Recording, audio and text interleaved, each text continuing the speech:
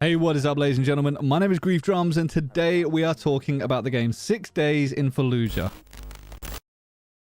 So for those of you that don't know, there was a little bit of controversy surrounding this game back in 2009. I'm not going to go into that today. That's not what this video is about. We're in 2021 now. The game is being made by Highwire Games, and it's being published by ProleteR. So as a result, I wanted to cover some of the things that they've recently sent me that contains information about the game and how it's going to be on release. In the background, I'm also going to be showcasing some of the recent gameplay that was released via the IGN YouTube, as it demonstrates a lot of these features really nicely. Now, for those of you out there know, I love tactical games. I love tactical shooters. It is definitely my go-to when it comes to playing video games. And if you don't already know, I serve full-time in the military and have done for the last 15 years. Jesus, time flies when you're having fun. But I want to make a disclaimer right now. I am not a grunt. I am a pogue 100%. And as a result, I have very little experience when it comes to clearing buildings. However, I do understand the principles of it. I understand things like rolling T's, strong walls, and I fully get the difficulty that is faced by the grunts and the boots on the ground when it comes to room clearing. Very often in video games, you will have a snake cam that you can put under the door and you can have a good look around inside of the room. Or alternatively, you have like a drone or blueprints to the map. If you don't have any of that, it's a video game. So when you die, you reload the map. You've already had a good look at the entrance as you first pushed in. You know the layout of the building from the last time you played it. And it's this kind of a feature that removes a lot of immersion, and it removes a lot of the realism that the troops on the ground actually face when they're doing room clearing and CQB stuff. Well, Highwire Games aren't keen on that. Because they're working with the Marines that were actually there on the ground, they have decided to implement a system in which procedural generation is in effect. Instead of just going into the same room all the time, every time you play it, and having no replayability at all, this game is taking it down a very different path of procedural generation. You'll be able to see in the background this video, it's showcasing what we're going to be getting inside of the game, where entire buildings, entire blocks are going to be changed every time you respawn. If you fail a mission and you fail the campaign, when you restart that one mission, the next time you go to start clearing buildings, they're going to be different buildings. No more remembering that the door is over on the left and we're going to cut through here and go right. You're not going to get that. You are going to get one of the most immersive experiences ever with video games if this all comes off the way it's planned. Now, I say the way it's planned because this is, it's certainly to me, I have very little experience with game development, but it seems like a tall order.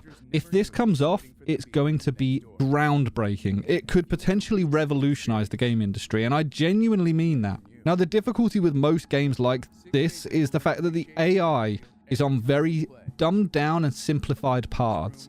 They will cut through certain doorways on that specific point on the map, and they have like a linear path that they almost follow. Now, if the game is procedurally generated, they're not going to be able to do that. It's going to have to be dynamic, and they're going to have to change the way that the AI works so that they will flow throughout the map and actually coordinate what they're doing together. But this is something that is touched on inside of the notes that were sent to me. They stated that in 6 Days in Fallujah, AI enemies are free to move across the entire game world. They can coordinate activities with each other, and they can deploy very sophisticated tactics anywhere. Now, unfortunately, that is all it says.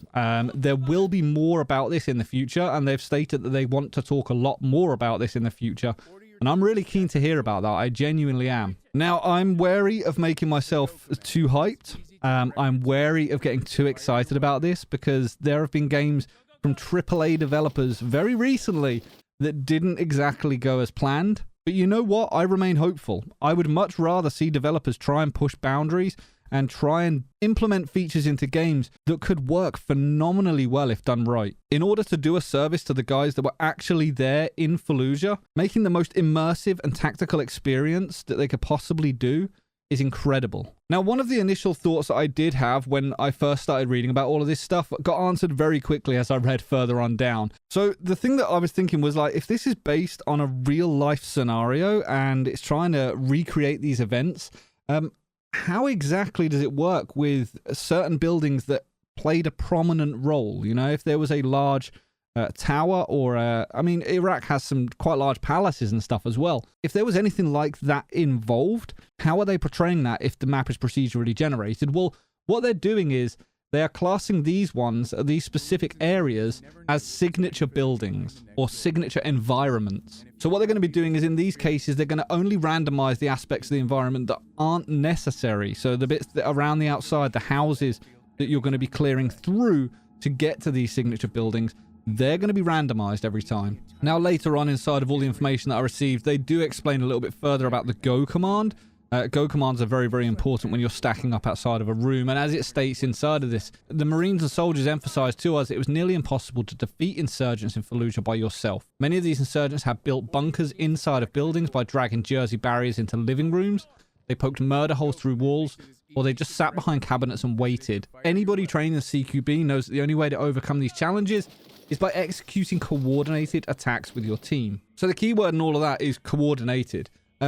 Coordination inside of video games, certainly inside of hardcore tactical shooters, needs to be on point. Now, I've been playing a lot of Ground Branch lately, and I'm really excited to play Ready or Not as well, but any sort of a game like that where you need to coordinate is very often weighed down by the controls. And what I mean by that is, if you take a look at Armor has incredible features, but my god, it's cumbersome. And you can't deny that. You can't say, you know, it's really easy to play. The learning curve on that game to try and figure out all the key and button combinations is mental. So what they've done inside of this game is they've created the go command, which is going to allow players to execute true fire and maneuver tactics. Now, it doesn't go into a massive detail of what exactly this is going to entail, but it does specify that players can direct their team to fix enemies in place with suppressive fire, allowing players to flank the suppressed target, stack on a door, breach a room, watch a particular vulnerability, achieve fire superiority, and much more with just the tap of a button. Now, that again is another bold claim,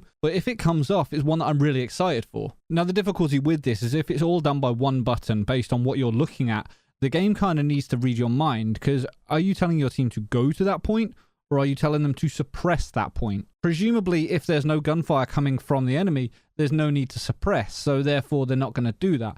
But your AI needs to be on point for this. If it's not done correctly, it could be a case that you're asking your team to do one thing with the button and they're doing something completely different, and it could remove all of that immersion. So it's a very fine line, this. But as I say, if it comes off, it could be amazing. Now, it does state that the team doesn't play the game for players. 6 Days in Fallujah is very much a first-person shooter, and players must act aggressively and decisively with their own weapon while simultaneously directing their team's maneuvers.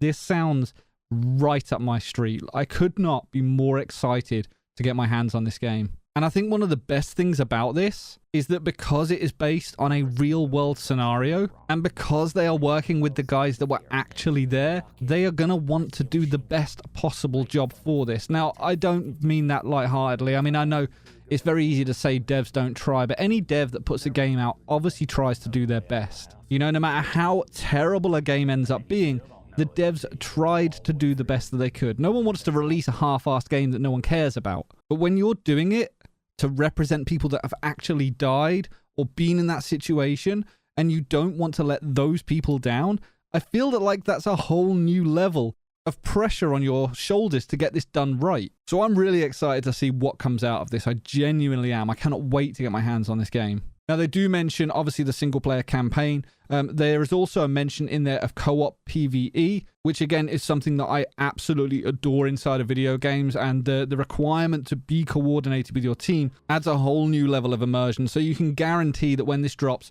we're going to be running PvE on my Discord server, and you're more than welcome to jump in and get involved. Anyway, I'm afraid that's going to be it for today's video. It's just a quick rundown of the information that I've got for the moment. As and when more information comes out, I will do my best to keep you updated with it. But I'd love to hear your thoughts. Are you excited to play this game? Or do you think it's promising a little bit too much? Let me know what you think. Anyway, ladies and gentlemen, until next time, have a good one.